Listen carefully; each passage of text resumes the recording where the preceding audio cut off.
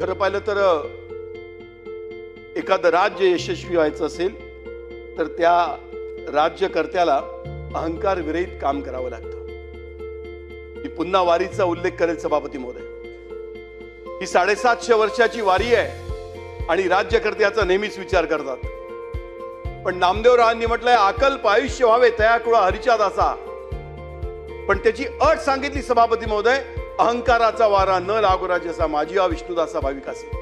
सभापती महोदय, राज्य करताना हे राज्य व्हावे ही तो श्रींची इच्छा, हे छत्रपती शिवाजी महाराजांचा आम्हाला संस्कार होता. सभापती महोदय, अहंकार विरहित राज्य कसं चालवावं हे आमचे माननीय मुख्यमंत्री देवेंद्र फडणवीस साहेबांपासून शिकावं. सभापती महोदय, वर्षानुवर्ष काँग्रेसनी राज्य केलं पण का बाजूला गेलेत, का विरोधकांना सूर मिळत नाही, याचं एकमात्र कुठलं कारण असेल तर वर्षानुवर्ष उभा केलेलं अहंकाराचं राज्य.